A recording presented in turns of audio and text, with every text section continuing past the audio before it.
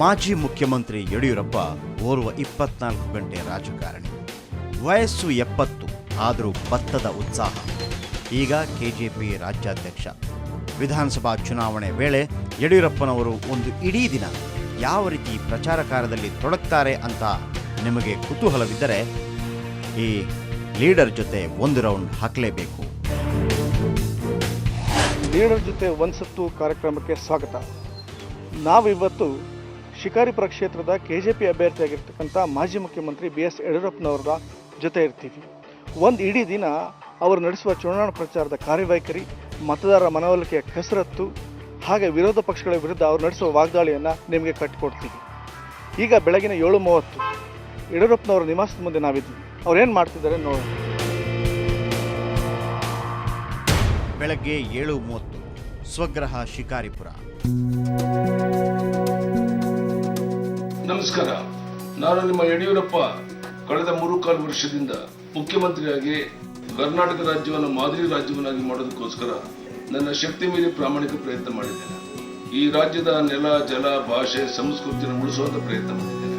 ನೀರಾವರಿ ಯೋಜನೆಗಳು ಮಾಡಿದ್ದೇನೆ, ಗ್ರಾಮೀಣ ಅಭಿವೃದ್ಧಿ ಮಾಡಿದ್ದೇನೆ, ನಗರಾಭಿವೃದ್ಧಿ ಮಾಡಿದ್ದೇನೆ.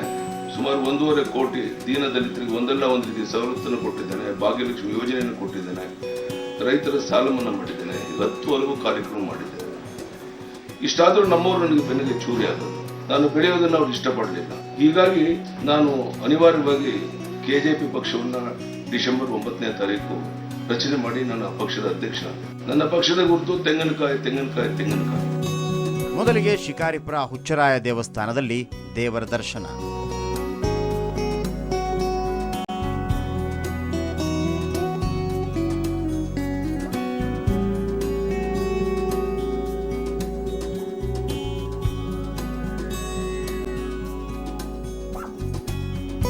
ಯಡಿಯೂರಪ್ಪನವರು ಇಲ್ಲಿನ ಪ್ರಸಿದ್ಧ ಹುಚ್ಚರಾಯ ಸ್ವಾಮಿ ದೇವಸ್ಥಾನಕ್ಕೆ ತೆರಳಿ ಪೂಜೆಯನ್ನು ಸಲ್ಲಿಸಿದ್ದಾರೆ. ಆ ನಂತರದಲ್ಲಿ ಇನ್ನೊಂದು ರಾಘವೇಂದ್ರ ಸ್ವಾಮಿ ಮಠ ಅಂತ ಇಲ್ಲಿದೆ, ಇಲ್ಲಿಗೆ ಆಗಮಿಸ್ತಾ ಇದ್ದಾರೆ. ಇಲ್ಲೂ ಕೂಡ ಪೂಜೆ ಸಲ್ಲಿಸಿ ನಂತರ ತಮ್ಮ ಚುನಾವಣಾ ಪ್ರಚಾರಕ್ಕೆ ಹೊರಡ್ತಾರೆ.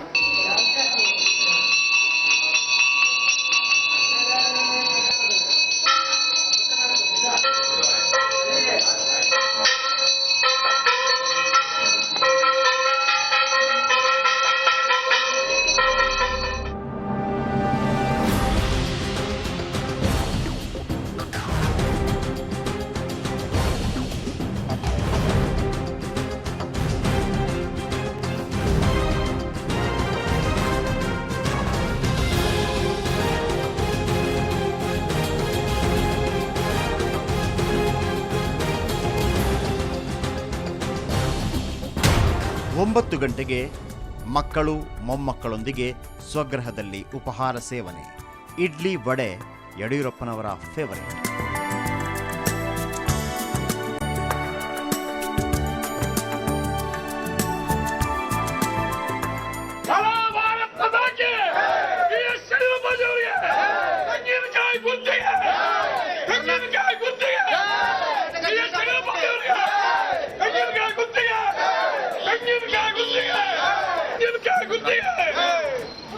ಭಾರತ್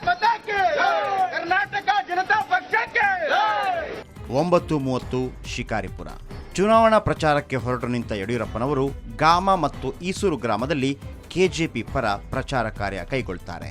ಯಡಿಯೂರಪ್ಪನವರು ಈಗ ಶಿಕಾರಿಪುರದ ಗ್ರಾಮಗಳಿಗೆ ತೆರಳ್ತಾ ಇದ್ದಾರೆ.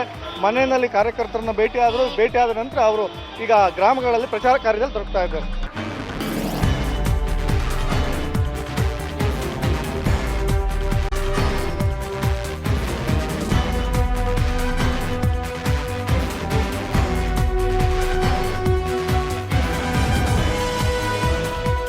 ಮೇ 5ನೇ ತಾರೀಕು ನಿಮ್ ಚುನಾವಣೆ. ಈ ಬಾರಿ ನನ್ ಗುರುತು ಕಮಲದ ಹೂವಲ್ಲ, ತೆಂಗಿನಕಾಯಿ, ತೆಂಗಿನಕಾಯಿ, ತೆಂಗಿನಕಾಯಿ. ಮೊದಲನೇದು ತೆಂಗಿನಕಾಯಿ ಗುರುತನ್ನ ನೆನ್ಪಿಟ್ಕೊಂಡು ಬಂದು ಓಟ್ ಹಾಕ್ಬೇಕು. ಎರಡನೇದು, ಇನ್ನು ಮುಂದೆ ಈ ಭಾಗ್ಯಲಕ್ಷ್ಮಿ ಯೋಜನೆಯನ್ನ ಎಲ್ಲ ಹೆಣ್ಣು ಮಕ್ಕಳಿಗೂ ವಿಸ್ತರಣೆ ಮಾಡ್ತಾ ಇದ್ದೀನಿ. ಕೇವಲ ಬಡವರಲ್ಲ, ಎಲ್ಲ ಹೆಣ್ಣು ಮಕ್ಕಳಿಗೂ, ಪ್ರತಿಯೊಂದು ಮನೆಯಲ್ಲಿರುವಂತಹ ಹೆಣ್ಣು ಮಗಳಿಗೂ ಭಾಗ್ಯಲಕ್ಷ್ಮಿ ಯೋಜನೆ ಸಿಗುತ್ತೆ.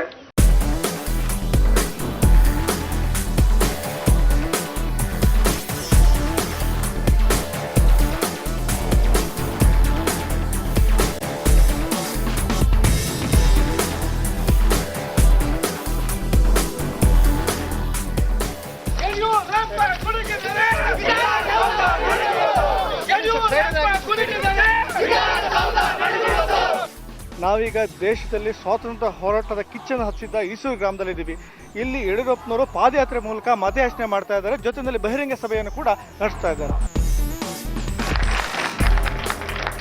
ಈ ಬಾರಿ ನಾನು ತೀರ್ಮಾನ ಮಾಡಿದ್ದೇನೆ, ನಮ್ಮ ಅಲ್ಪಸಂಖ್ಯಾತ ಮುಸ್ಲಿಂ ಬಂಧುಗಳಿಗಾಗಿ 2,000 ಕೋಟಿಯನ್ನು ತೆಗೆದಿಟ್ಟು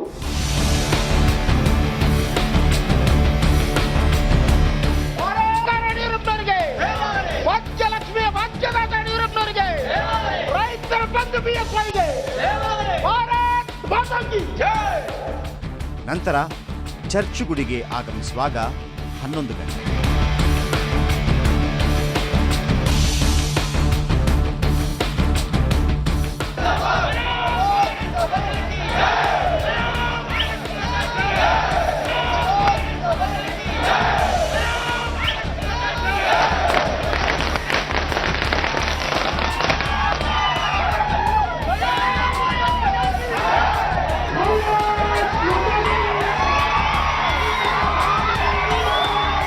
ಯಡಿಯೂರಪ್ಪನವರು ಶಿಕಾರಿಪುರ ತಾಲೂಕಿನ ಹಿತ್ತಲ, ಗಾಮ, ಚುಚ್ಚುಗುಂಡಿ ಸೇರಿದಂಗೆ ಹಲವು ಗ್ರಾಮಗಳಲ್ಲಿ ಪ್ರಚಾರ ಸಭೆಗಳನ್ನು ಮಾಡ್ತಾ ಇದ್ದಾರೆ. ಈಗ ಸುಮಾರು 12 ಗಂಟೆ ಸಮಯ.